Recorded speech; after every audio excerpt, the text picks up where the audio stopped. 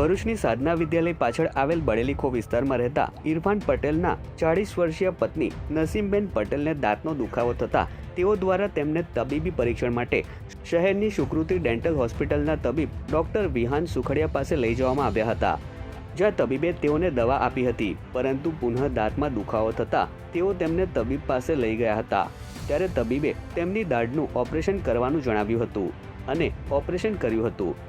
આ અંગે પરિવારજનોના આક્ષેપ અનુસાર ઓપરેશન પૂર્ણ થઈ ગયા બાદ મહિલાની હાલત ખરાબ થઈ હતી, આથી ડોક્ટર દ્વારા તેમને અન્ય હોસ્પિટલમાં સારવાર અર્થે ખસેડવામાં કહેવામાં આવ્યું હતું, આથી તેમને ભરૂચની આદર્શ હોસ્પિટલમાં સારવાર અર્થે ખસેડવામાં આવ્યા હતા, જો કે જ્યાં તેઓનું મોત નીપજ્યું હતું।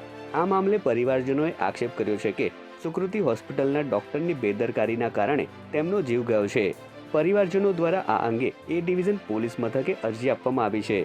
પોલીસે આ મામલે પેનલ પીએમનો સહારો લઈ વધુ તપાસ શરૂ કરી છે। હવે એમને ઓપરેશન કરવા લઈ ગયા। ઓપરેશન કરાવતા પહેલાં એમની મેડિકલ રિપોર્ટ જે છે કે બ્લડ રિપોર્ટ કઢાવી ને એ કઢાવવા માટે માણસ મોકલી દીધા ને થોડીક જ વારમાં એમણે ઓપરેશન થિયેટરમાં મારી ભાભીને લઈ લીધા રિપોર્ટ આવ્યા પહેલાં ને પછી એમણે ઓપરેશન કરી નાખ્યું। ઓપરેશન 15-20 મિનિટમાં થઈ ગયું। ઓપરેશન કર્યા પછી મારી ભાભીની તબિયત એકદમ જ ખરાબ થઈ ગઈ, ક્રિટિકલ થઈ ગઈ। એટલી વારમાં ડૉક્ટર સાહેબ આવ્યા, એમને કીધું કે ભાઈ મારે આ બહેનની તબિયત બહુ ક્રિટિકલ થઈ ગઈ છે, એમને બીજી હોસ્પિટલમાં રિફર કરવા પડશે।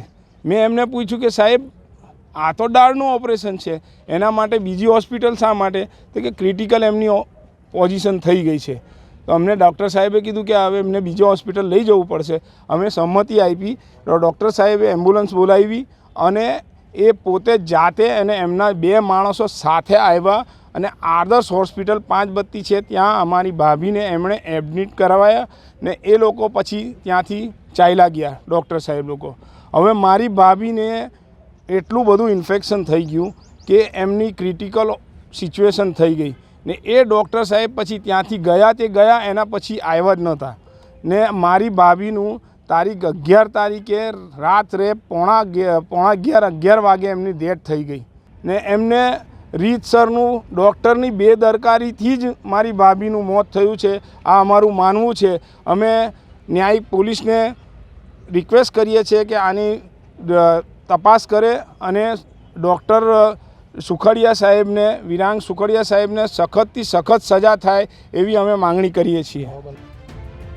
તો બીજી તરફ આ અંગે ડોક્ટર વિહાંગ સુખડિયાનો સંપર્ક કરતા તેઓએ આ મામલે કેમેરા સામે કંઈક પણ કહેવાનો ઇનકાર કર્યો હતો અને કાયદાકીય તપાસમાં સહયોગ આપશે તેવું જણાવ્યું હતું।